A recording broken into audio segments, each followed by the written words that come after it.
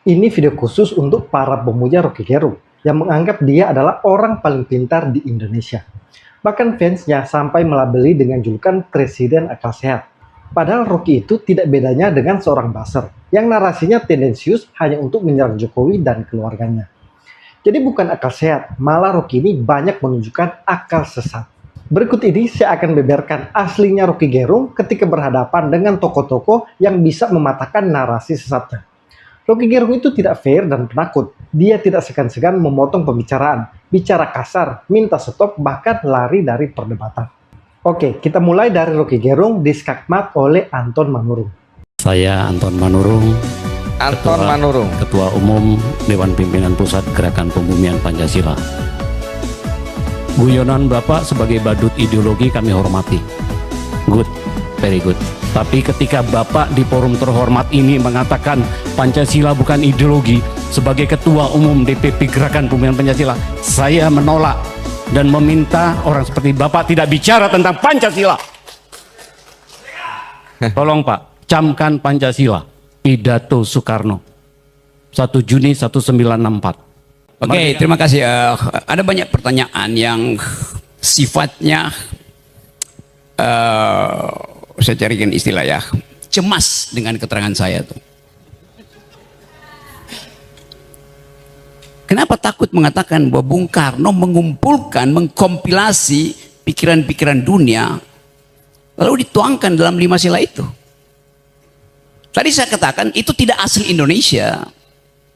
Demokrasi tidak asli Indonesia. Yang dimaksudkan Bung Karno itu adalah pergaulan dunia yang dihidupkan oleh kompetisi, oleh persaingan pikiran.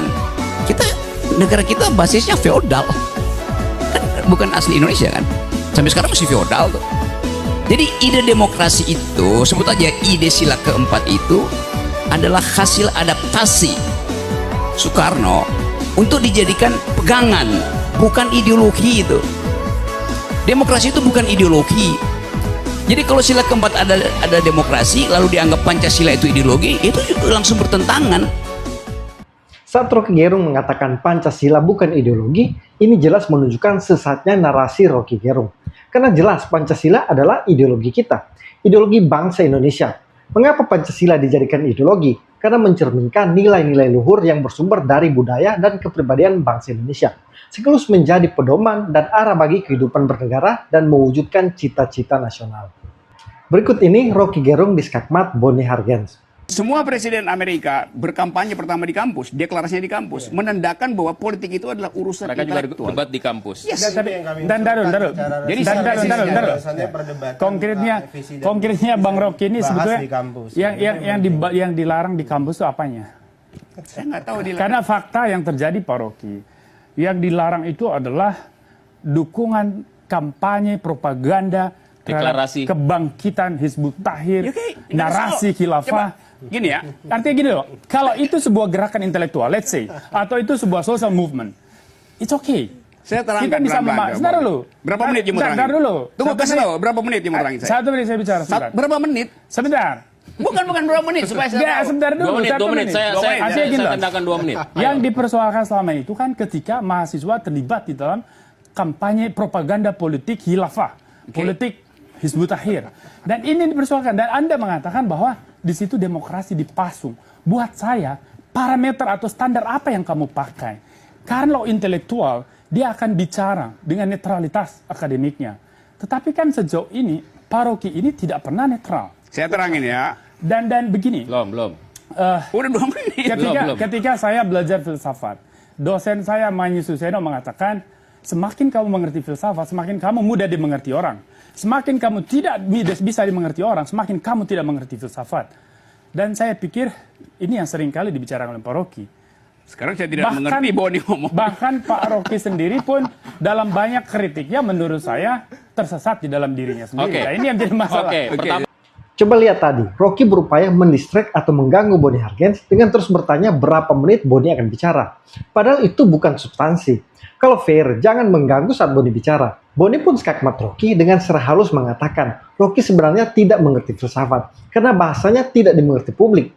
Roky sengaja mempersulit bahasanya dengan menggunakan banyak istilah supaya seolah-olah dia sangat pintar. Berikut ini Rocky Gerung di Skakmat Irma Suryani Caniago. Saya mau tanya, Pak Rocky Gerung ini pernah nggak jadi dekan? Gitu ya. Saya mau tanya, disiplin ilmunya apa sih sebenarnya gitu?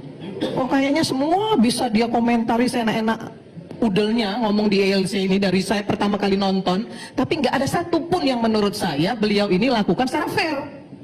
Karena dia menyerang pemerintah terus. Jokowi itu nggak ada baiknya di mata Pak Rocky Gerung ini. Dan menurut saya itu nggak fair sebagai akademisi, sebagai orang yang bisa dimintai pendapat oleh ILC agar publik tahu bahwa pendapat seorang akademisi itu seperti ini loh, ya, memberikan solusi bukan memprovokasi. Anda sebagai pengamat harusnya ya berdiri di tengah. Nggak pas Anda berkomentar seperti itu. Nggak pas Anda mewakili ILC untuk bisa ditonton oleh seluruh rakyat Indonesia, membangun Indonesia lebih baik. Karena yang Anda lakukan adalah provokasi. Saya setuju, sebagai akademisi harusnya Rocky netral dan memberikan solusi. Tapi ini narasi Rocky yang mengaku akademisi selalu memprovokasi dan selalu menyerang Jokowi secara tendensius. Berikut ini Rocky Gerung di Skakmat Hasan Nasbi. Kelompok-kelompok yang menjadikan Bang Rocky sebagai hujatul Islamnya mereka. Benar itu conclusion. Benar. Dan saya tidak nikmati itu. Enggak, benar. Ini Bang Rocky ini lebih hebat daripada Snoko Gronye. Jadi kalau Snoko Gronye itu belajar di Mekah dulu, ya, belajar pakai jubah dan segala macam, baru kemudian dianggap sebagai hujatul Islam. Terhadap tuduhan begituan. Gitu. Nah kalau Bang Rocky ini di WA tuh statementnya dia yang dipakai oleh kelompok-kelompok yang seperti ini, yang dianggap Bang Rocky pakai baju saya ateis saja dianggap sebagai hujatul Islam kok gitu. Jadi jauh lebih hebat.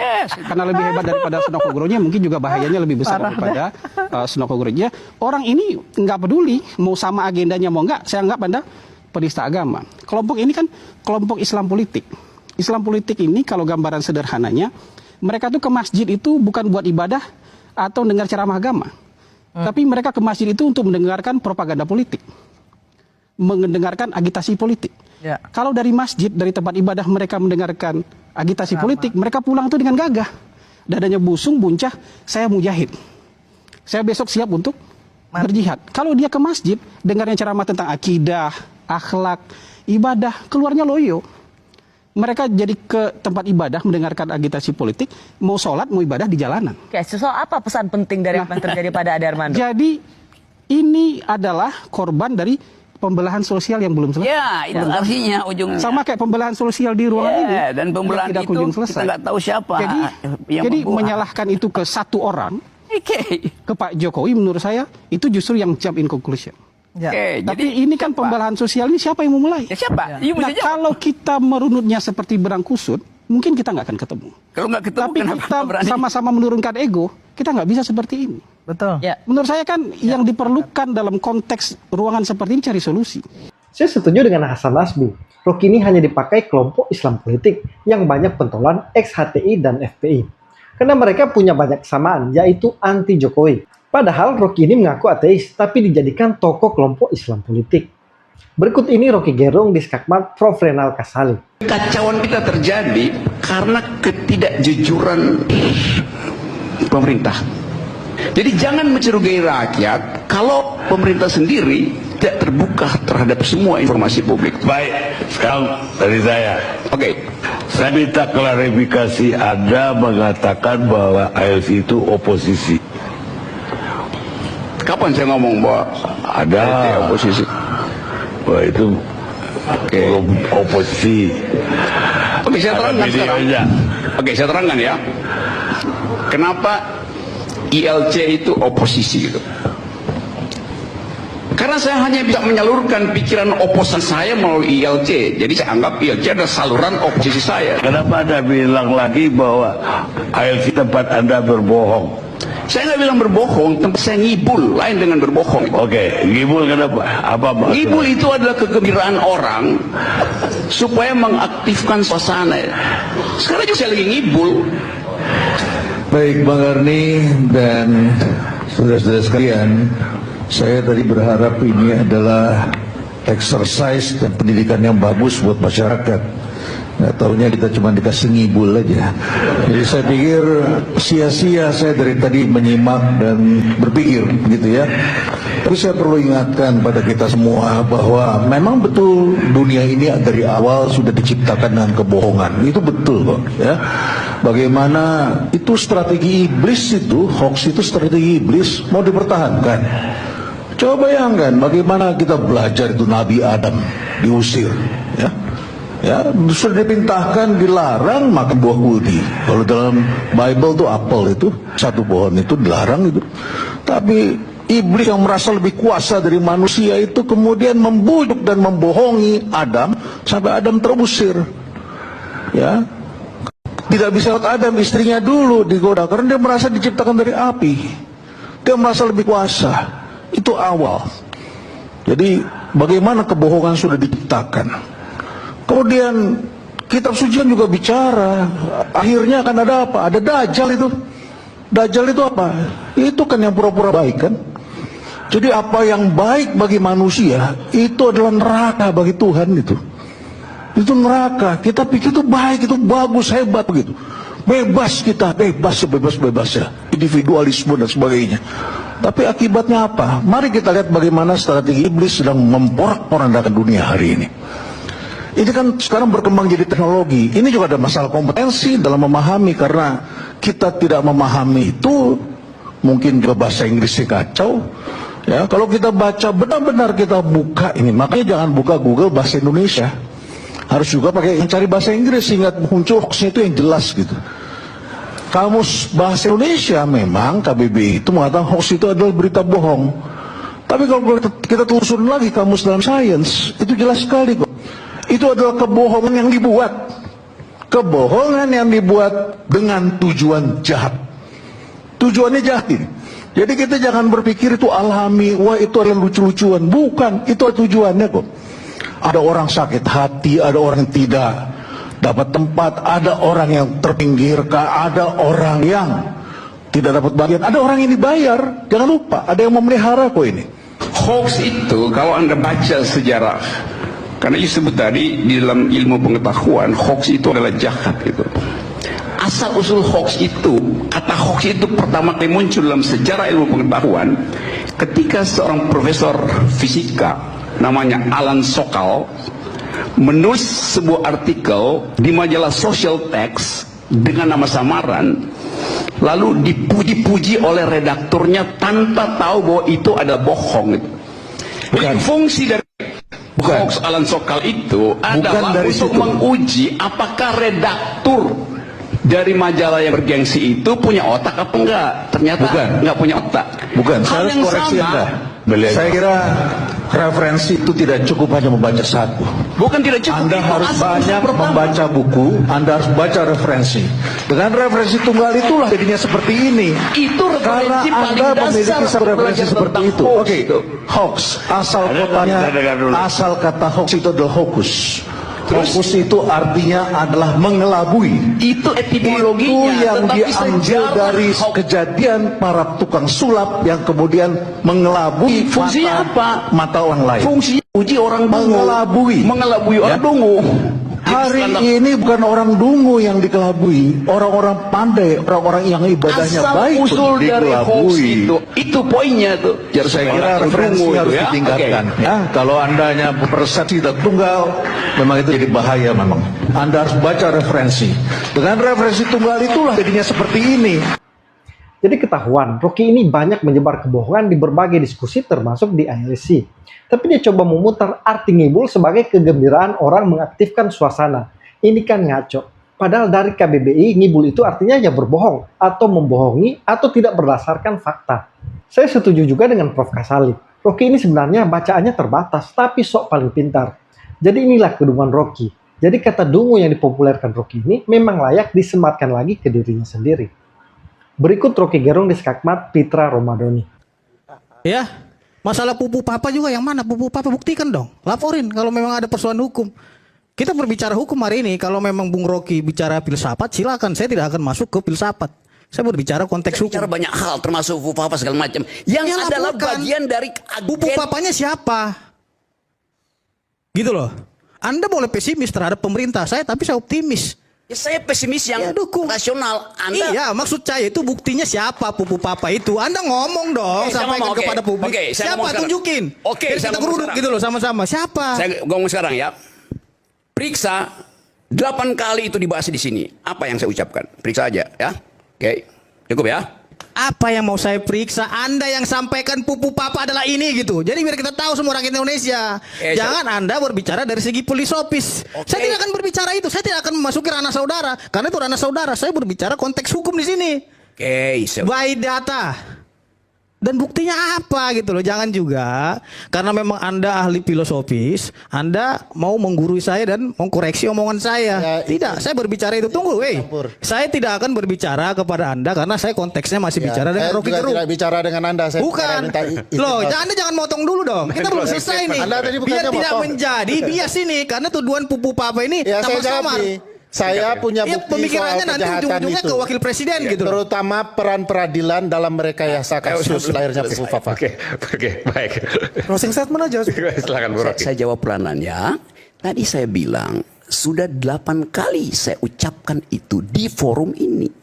Yang mana sudah 8 kali, cari aja. Oke. Siapa? Anda terang aja sampaikan di sini. Oke. Ini berapa jam lagi nih kita menonton video-video Anda gitu? Oke, sudah 8 kali berarti sampaikan siapa? Saya akan sampaikan sekarang. Oke. Anda mau tunggu 8 Saya tunggu. Cuma bentar aja satu kata gitu. Siapa namanya? Saya bicara 8 kali. 8 episode Anda mau tunggu nggak saya ulangi? Saya akan nonton 8 episode Anda. Buang waktu buat saya gitu. Anda sampaikan aja simpel biar kita besok. Oh, Pupu Papa versi Rocky Gerung ini gitu loh. Oke, kalau begitu saya jawab aja. Kalau memang ada yang keberatan bisa membuat laporan hukum gitu loh. Oke, di ujung pembicaraan saya ini closing statement saya sebutin, dengar dulu ya, oke? Oke, kita udah bicara semua hal dan kita lihat bagaimana kehidupan kita didikte oleh kedunguan itu. Kita tidak berbicara kedunguan di sini, konteksnya Pupu Papa. Jangan Anda berkaur filosofis. Ya, tadi saya bilang filosofis. Kita bicara hukum, Bos. Anda jangan au di sini. Pupu Papanya siapa? Itu yang saya tanya. Ini termasuk video epic menurut saya. Karena kita bisa tahu Rocky itu memang hanya bermain kata-kata tapi isinya kosong. Pertanyaan sederhana dari Pitra tidak bisa dijawab sampai diskusi berakhir. Tapi narasi Rocky diputar ke sana kemari tanpa memberikan jawaban. Berikut ini Rocky Gerung di skakmat Budiman Sujatmiko. Dalam politik kita dua-duanya substansi dan esensi. Tapi Rocky tidak pernah mengkritik substansi. Dia hanya bermain di kata-kata. Dia bermain dari satu kata ke kata lain, beranak pinak ke kata lain. Yang itu derivasinya sudah sekian dan itu jauh dari realita. Contoh, ada nggak saya dengar, siapa yang dengar Bung Rocky kritik soal dana kelurahan? Boleh saya kasih Saya ingin dengar Bung Rocky kritik soal misalnya bicara soal revolusi industri keempat yang Oke, saya kasih kritik sekarang kalau mau. Tapi belum pernah kan? Sekarang saya kasih. Saya pancing kayak gitu. Rocky menurut saya udah kecapean berpikir. Akhirnya sibuk menjadi penghujat. Budiman di sini membongkar substansi dan gaya narasi Rocky Gerung. Rocky hanya bermain kata-kata, bukan data. Dia hanya liai bermain definisi dan retorika, tapi substansinya kosong. Berikut ini Rocky Gerung di skakmat Muhammad Kodari. Nah, yang menarik adalah setiap kali pemilu pasti yang namanya hitungan elektronik ini disoal. Tapi yang menarik juga tiap kali pemilu hitungan elektronik ini tetap ada gitu loh. Sementara ya ketika ini dipersoalkan saya jadi bingung juga ini. Sebetulnya teman-teman yang membuat desain undang-undang mengenai pemilu ini, kenapa kemudian membuat adanya hitungan manual, ada hitungan elektronik, tapi tiap kali diadakan pemilu, yang mempersoalkan hitungan elektronik itu adalah mereka sendiri gitu loh. Mereka yang membuat, mereka yang melahirkan, mereka juga yang mempersoalkan. Coba saya interupsi kecil ya. Karena seolah-olah Kodari mau menerangkan, ini soal teknis mata-mata itu problemnya. Poinnya, kenapa ada jurisdik, ada kecurigaan terhadap soal ini? Menurut Anda? Ya karena kalah Bang. Bukan. Orang-orang yang kalah ini mencari dalih supaya dia mengatakan dia mau nggak kalah. Ya yang kedua, dia mau membangun bargain position. Walaupun dia sudah kalah, dia masih punya posisi tawar gitu loh. Entah misalnya nanti untuk masuk ke kabinet atau hal-hal yang lain. Itu jawaban yang pasti hadir. Setiap orang kalah pasti bikin soal tuh. Tetapi kenapa psikologi kecurigaan itu melekat terus di benak publik? Bahkan bagi mereka yang nggak bermain politik itu. Kalau sepengetahuan saya ya, yang namanya naluri kecurigaan atau tudingan-tudingan itu selalu berlaku dalam setiap pemilu dan tiap ada yang kalah gitu. Dan itu sudah dinyatakan misalnya oleh Pak Mahfud MD sendiri. Kalau nggak salah dia acara LC, setiap kali pemilu, setiap ada yang kalah pasti menyalahkan KPU. Jadi sebetulnya ini adalah pola yang berulang gitu loh. Itu berulang, tetapi Iya. apa yang spesifik dalam pemilu hari ini? Sehingga anak 11 tahun kelas berapa itu? Saya habis ketemu anak 11 tahun. Dan dia baca itu, dia bilang, ya memang curang tuh. Kenapa curang? Ya itu yang sudah dibicarakan tuh apa namanya MK segala macam. Jadi sebetulnya kecurangan itu melekat jadi paradigma. Bahkan jadi ingatan semua orang itu. Anda bicara dengan millennials di dunia, mereka anggap begitu. Mereka nggak terlibat, mereka kalah, mereka menang, mereka kalah, nggak ada problem. Tetapi soalnya adalah imajinasi orang tentang kecurangan itu sudah mendahului semua usaha untuk Ya itu membenarkan. Bang, saya nggak mau masuk ke sana Bang, karena apa Bukan, Bang? kenapa you nggak mau Kalau masuk di situ? bicara imajinasi, maka imajinasi orang akan berbeda-beda. Saya akan masuk kepada fakta. Saya nggak mau berbicara imajinasi. Saya tidak mau masuk kepada skema pemikiran yang Abang berikan.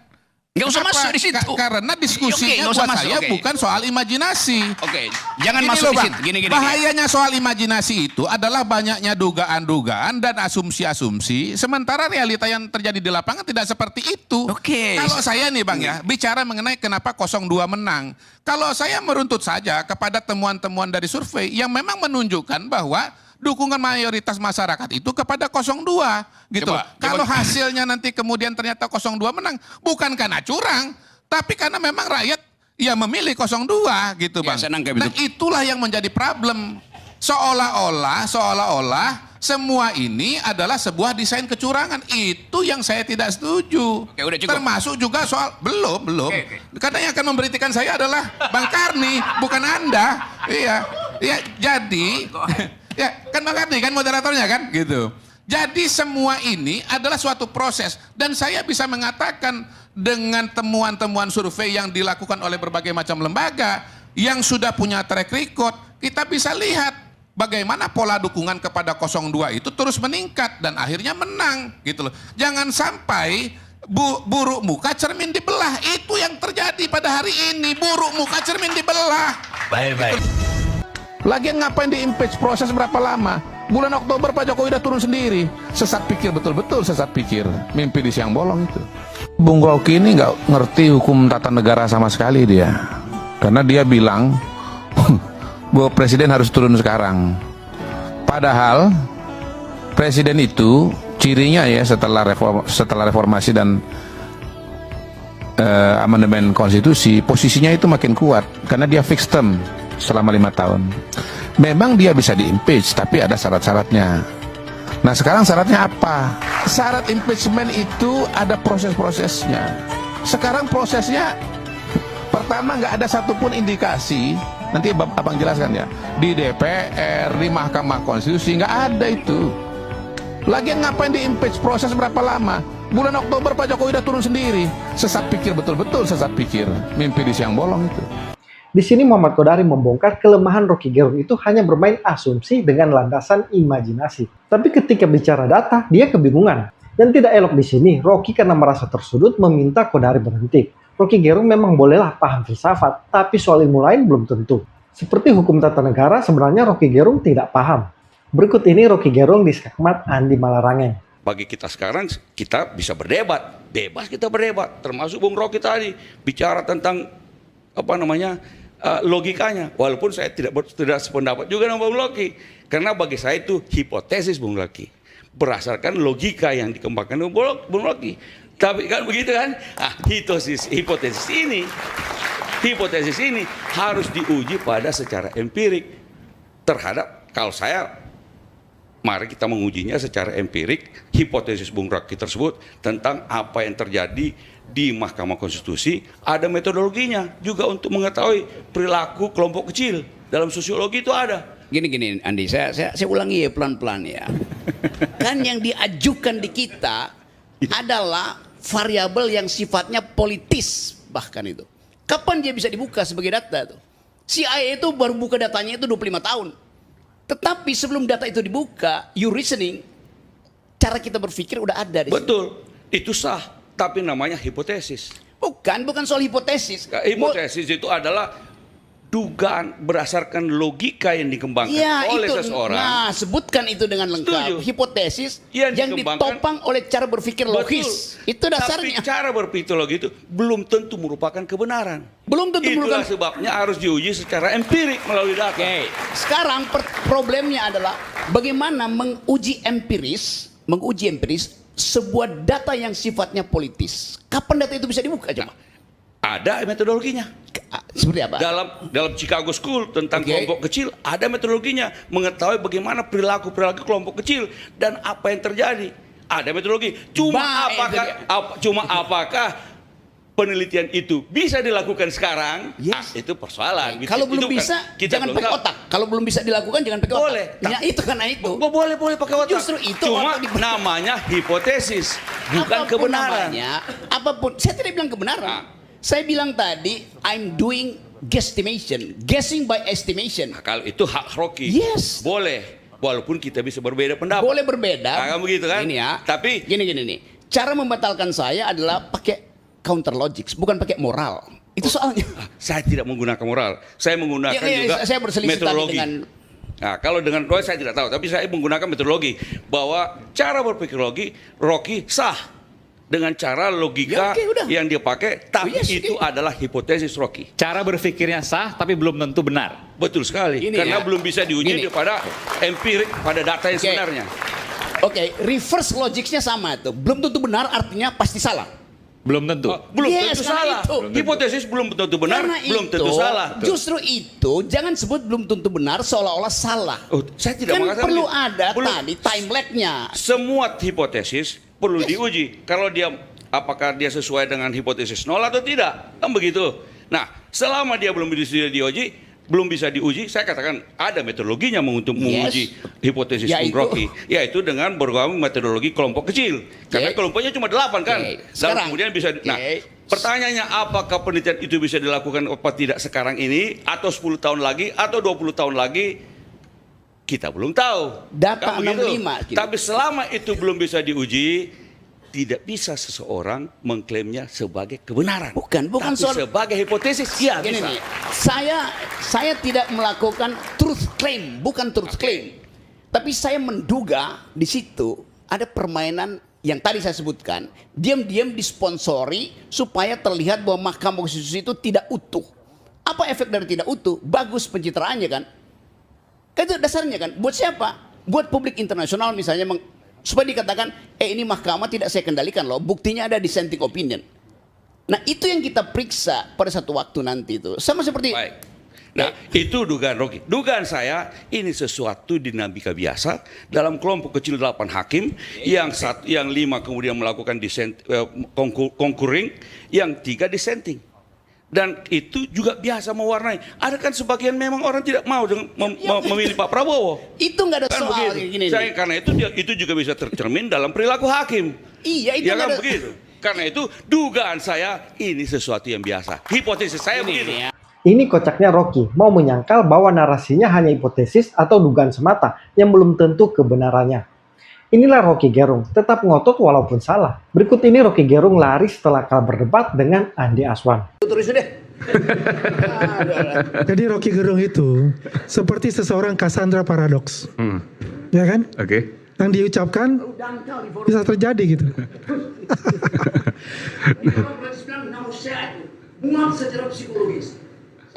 Waalaikumsalam warahmatullahi wabarakatuh.